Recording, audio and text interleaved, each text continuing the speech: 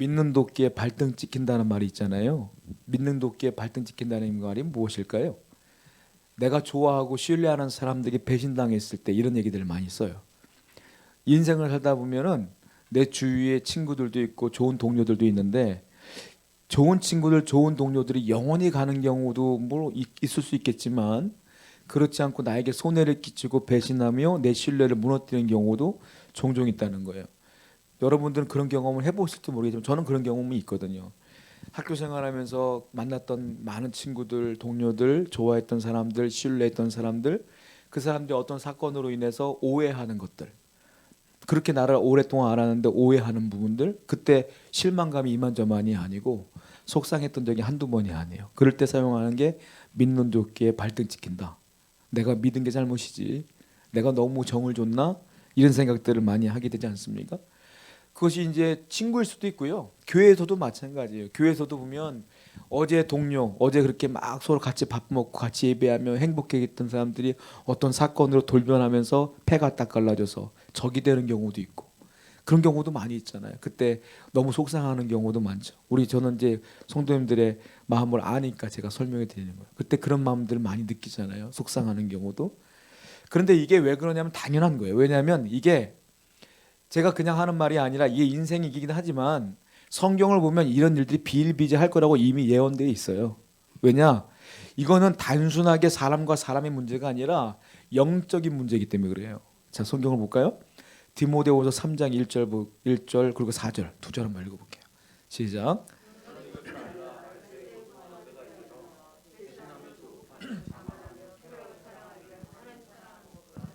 너는 이것을 알라. 말세에 고통당하는 때가 이른다. 그리고 배신하며 쭉 나와요. 배신하며 그리고 뭐 조급하며 자만하며 말세의 현상이 나타나는데 나열하는 거예요.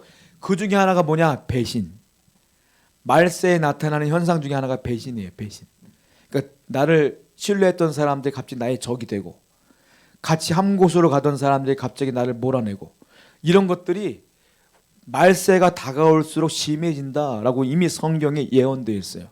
그러니까 대한민국의 교회들이 저는 볼 때 옛날에는 다 하나가 되고 부흥하고 그랬었는데 어느 순간 보니까 뭐 갈등이 생기고 쪼개지고 막 이런 것들이 많아지기 시작해.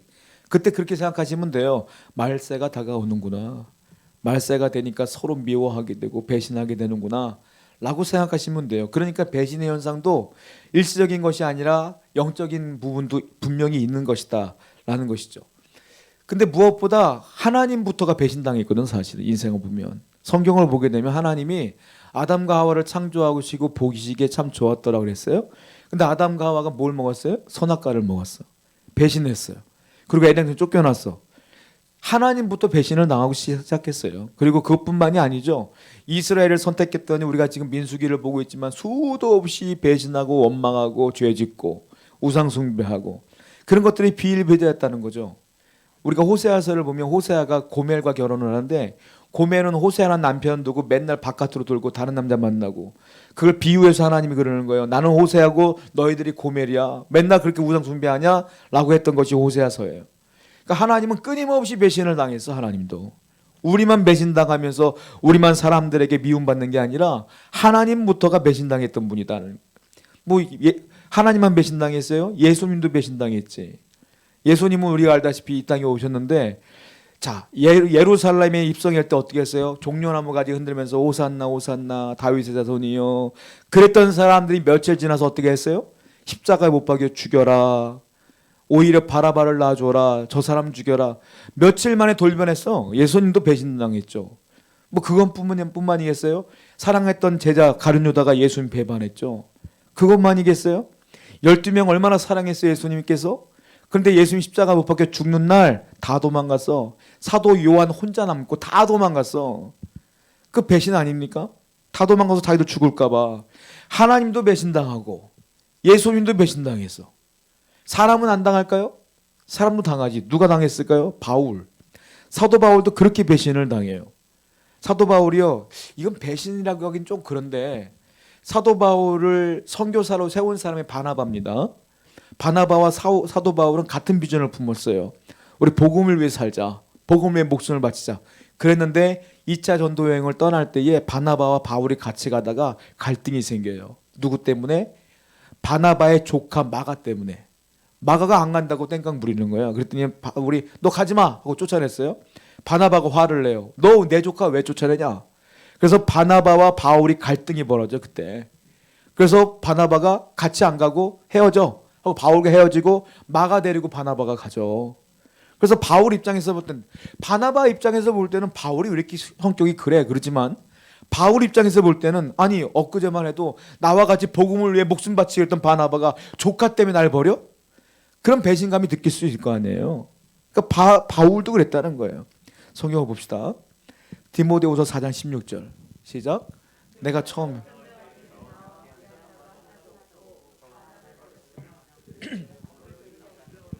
바울이 감옥에 갇히니까요 다 도망갔어요. 다 도망가고 바울만 남았어.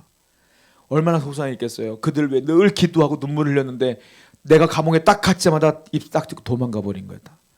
그러니까 바울이 나만 남았다 하고 얘기하는 건 아니겠습니까? 서글퍼요. 인생이 이런 것 같아. 하나님도 배신당하고 예수님도 배신당하고 바울도 배신당하고 저나 여러분들도 배신당할 거예요. 분명히. 사람은 그래서 못 믿을 존재다. 믿을 수가 없고 신뢰할 수가 없다. 오늘 본문을 보면 다윗 얘기인데 다윗은 배신을 당했을까요? 안 당했을까요? 다윗도 당합니다. 첫 번째 누구한테 배신을 당하느냐? 바나바와 같은 좋은 친구도 있지만 배신을 처음에 누구한테 당하죠? 장인어른 사울한테 당하죠. 사울이 그렇게 다윗을 인정하고 사랑했는데 사건이 하나 터져요. 전쟁을 치르고 오는데 사람들이 백성들이 다윗을 더 열렬하게 응원하는 거예요. 찬양하는 거예요. 볼까요? 사무엘상 18장 7절입니다. 시작. 백성들이 외쳐요. 사울은 천천히요 다윗은 만만이로다. 이걸 듣고 사울이 눈이 뒤집어져요. 도대체 다윗 저놈이 내 자리를 빼앗겠구나 라는 생각에 질투심에 눈이 뒤집어져갖고 그때부터 다윗을 죽이려고 혈안이 됩니다. 다윗은 도망 다녀요. 어이가 없어. 다윗은 충성한 것뿐인데 다윗은 왕위를 찬탈할 생각도 없는데 얼마나 억울하겠어요. 도망 다녀요. 동굴로 도망가요. 광야로 도망가요. 심지어 외국으로 블레셋으로 도망가요. 그런데도 쫓아와 죽이려고. 그 가운데 다윗이요 사울을 죽일 뻔한 일이 두 번이나 있어요. 알죠? 동굴에서 그 볼일 보고 있을 때 다윗을 죽일 수 있는 기회가 있었어요. 두 번이나. 근데 안 죽였어 다윗은. 왜? 하나님의 세운 종을 내가 죽일 수 없다라고 두 번이나 살려줬어.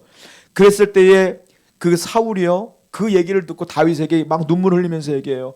다윗아 내 아들아 사랑하는 자요. 막 축복을 해. 그래놓고 조금 시간이 지나면 또 죽이려고 그래. 그럼 왜 그럴까요?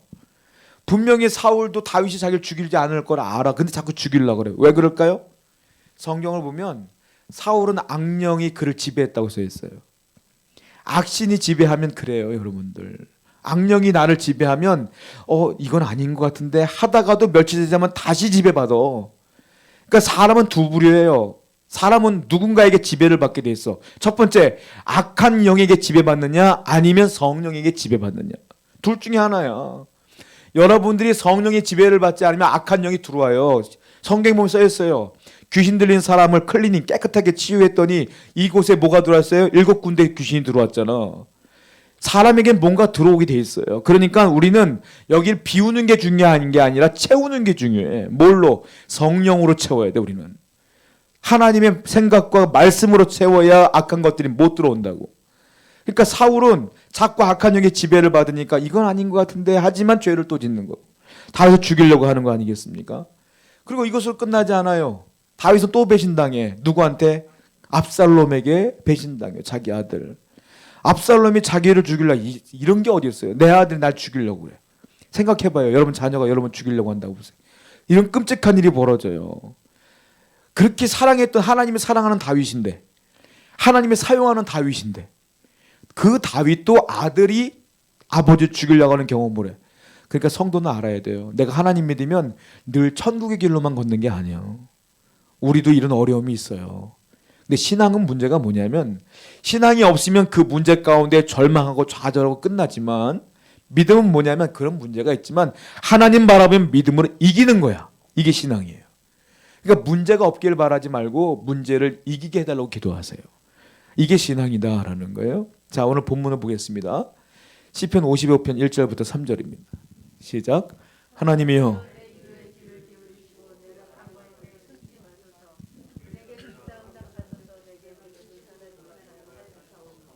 이는 원수의 소리와 악인의 압제 때문이라. 그들의 죄악을 내게 더하여 노하여 나를 핍박하나이다. 자, 여기 보면 뭐라고 써 있느냐면은 원수의 소리와 악인의 압제 때문에 내가 죽게 되었습니다, 이 말이야, 한마디로. 자, 원수의 소리는 뭐냐면 원수의 새치 혀를 말해. 그러니까 원수들이 날 싫어하는 사람들한테 나에 대해 나쁜 얘기를 하고 다닌다는 거죠. 그러니까 다윗에 대한 소문이 안 좋아지는 거예요, 원수들 때문에. 그리고 압제는 뭐냐면 압력을 가하는 거예요. 죽이려고 하는 공포를 주는 거죠. 그러니까 이것 때문에 내가 죽게 되었습니다 라는 건데, 문제는 다윗에게 이렇게 힘들게 하는 원수가 누구냐? 그 정체가 누구냐? 그 정체가 뒤에 나오거든요. 볼까요? 두 사람이에요. 시편 55편 12절부터 14절입니다. 시작. 나를 책망하는 자는 원수가 아니라 원수일진데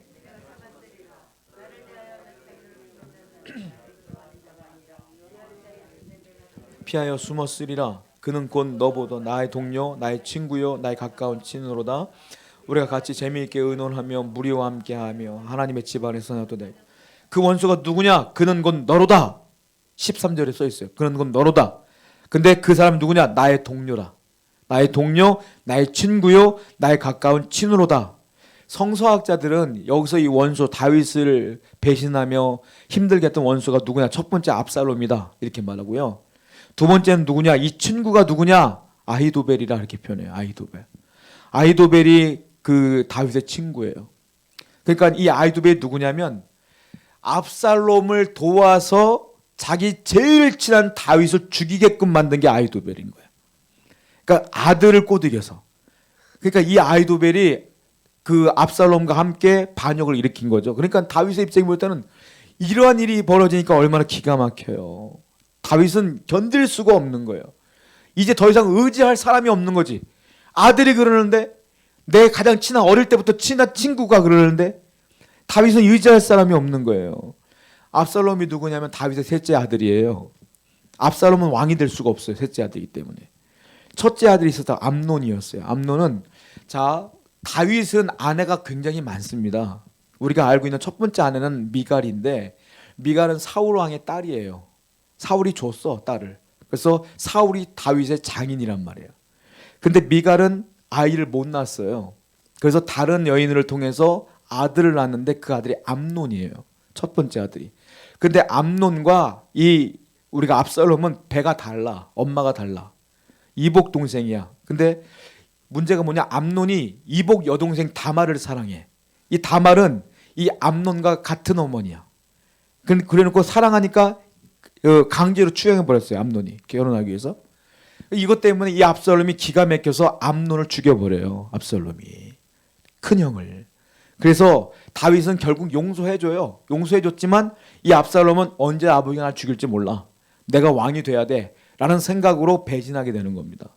그래서 이 압살롬은 외모도 뛰어날 뿐 아니라 머리가 굉장히 비상하고 정치력이 뛰어나기 때문에 사람과의 관계를 너무너무 잘해. 그래서 사람들이 다윗보다는 압살롬이 더 훌륭한 왕감이다 라고 해서 압살롬을 추종하게 되었고 다윗을 몰아내게 되는데, 아히도벨이 거기서 중요한 역할을 해요. 압살롬 앉혀놓고 얘기해요. 네 아버지는 보통 사람이 아니야. 네가 반역을 하려면 반드시 네 아버지를 죽여야 돼. 살려놓으면 안 돼. 아히도벨은 친구니까 잘 알아. 그 얘기를 했어요. 근데 다윗이 도망다녔잖아요. 이 압살롬이 쫓아가다가 아버지를 그냥 추격하는 걸 포기해버려. 포기하니까 아히도벨이 안 된다, 쫓아가야 된다, 네 아버지 살려놓으면 안 돼 라고 했는데 압살롬은 이제 아버지 끝났어요 안 쫓아갔단 말이야. 아히도벨은 그걸 알고 고향으로 내려가서 혼자 목숨을 끊어버려. 왜냐면 이 뒤에 사건이 어떻게 될지 아니까, 아히도벨은. 그래서 아히도벨은 죽고 우리가 알고 있는 압살롬도 나중에 죽게 되는 거예요. 자, 이 아히도벨이 어떤 사람이냐? 이런 사람이에요. 성경 볼게요. 사무엘하 16장 23절입니다. 시작.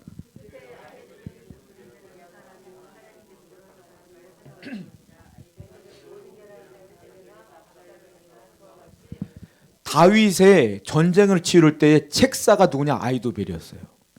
아히도벨이 얼마나 머리가 비상한가 하면 다윗은 아히도벨이 이렇게 하시오라고 말하면은 여기 보면 뭐라고 써있는지 아세요?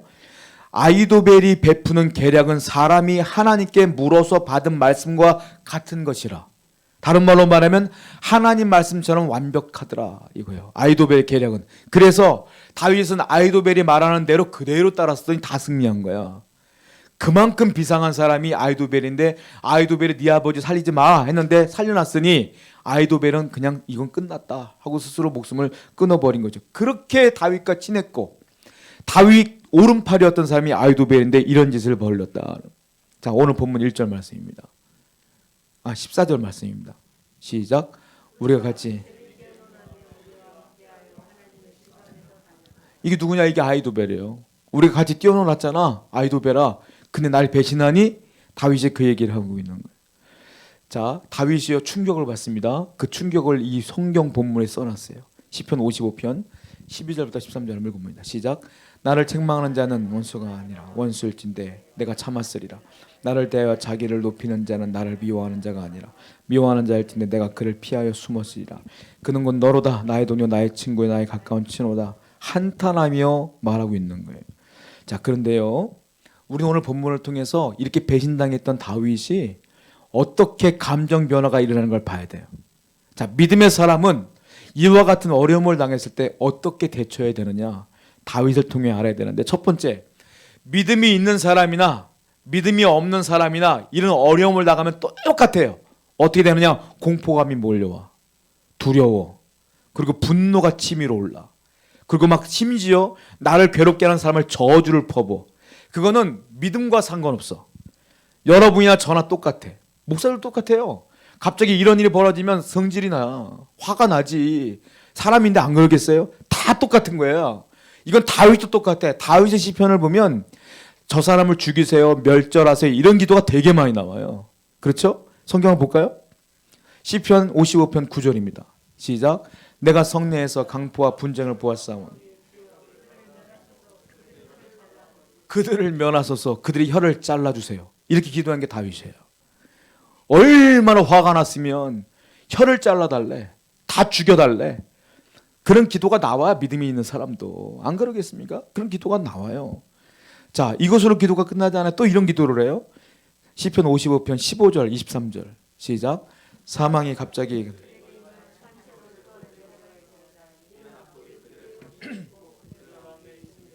하나님이여 주께서 그들을 파멸의 웅덩이에서 빠지게 하시리라. 피를 흘리게 하며 속이는 자들은 그들의 날만도 살지 못할 것이나 나는 주를 스올에 내려가게 하소서. 지옥에 떨어뜨려 주세요, 이 말이에요. 한마디로. 그리고 막 파멸의 웅덩이에 빠지게 하소서. 막 이렇게 기도를 해요. 여러분들도 속상할 때 이런 기도가 나올 때가 있지 않습니까? 그러니까 이것이 지극히 자연스러운 거예요. 여러분들 내가 죄를 졌나 이런 게 아니라 사람들이기 때문에 어쩔 수 없어요. 그런데 여기서 끝나면 문제가 돼. 다윗도 이렇게 기도를 많이 했지만 이것으로 끝나진 않아. 어떻게 하느냐? 두 번째는 어떤 반응을 하냐면 그렇게 기도하고 또 고민하고 또 기도하면서 다윗은 이제 그 문제에서 회피합니다. 그 문제에서 벗어나려고 해요. 두 번째가 회피 단계. 이게 신앙의 단계야. 회피해야 돼. 자, 시편 55편 6절부터 7절입니다. 시작. 나는 말하기를